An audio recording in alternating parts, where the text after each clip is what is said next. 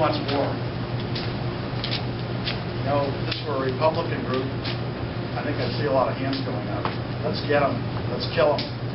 We're the most powerful country in the history of the face of the earth. Men in the White House, men in the Pentagon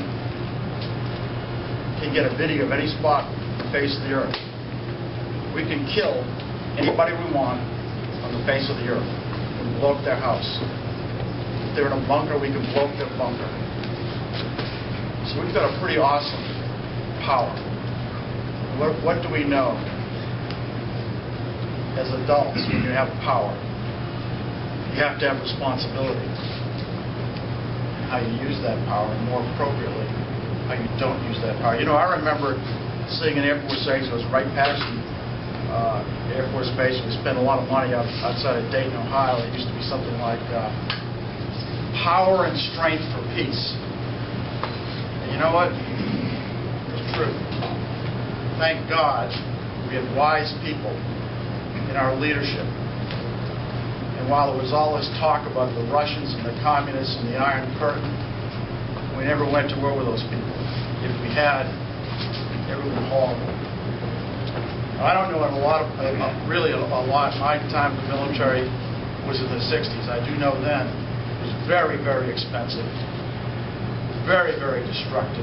We all remember seeing the pictures of napalm, a firebomb with gasoline. The problem with war, and we've learned this in Iraq and everywhere else, is you really can't pinpoint that power. Once you unleash the demons, they're out there. And law and order goes away.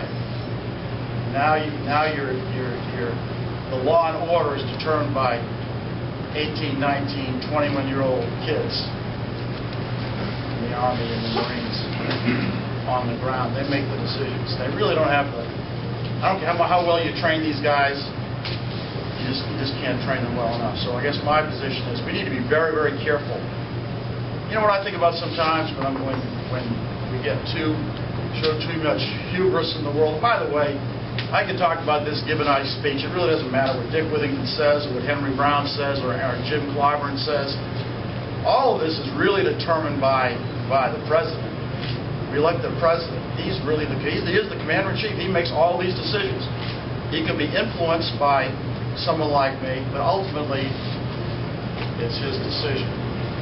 But with that said, there is the bully pulpit. There is what we can do.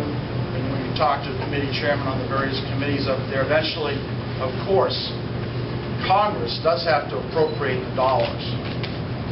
But it's very difficult to say no to a military appropriation when you're not defending your country. It's a very complicated business. And all I always say is that you need people with maturity in Congress, you need people that care, you need people that are aware of the consequences of the power of the military in war. And the point I was going to make when I was thinking before is, think about this. We have too much power, and other countries know we have that power. Think of the young engineers in China today. Think of the young engineers in India. And if you believe what you read in the newspaper, we're going to be surpassed by these Chinese and Indian engineers. And we may not be able to afford to have military superiority. Well, how about military parity? How about saying that war is obscene and we shouldn't have it at all? We should really work, like perhaps Dennis Kucinich just talked about with his Department of Peace, at least start moving in that direction. Let's put some energy into reaching out and being peaceful instead of beating the drums of war. I'll always remember that famous line in the movie The War Games, when they were going to have the nuclear exchange. The best move sometimes is not to play.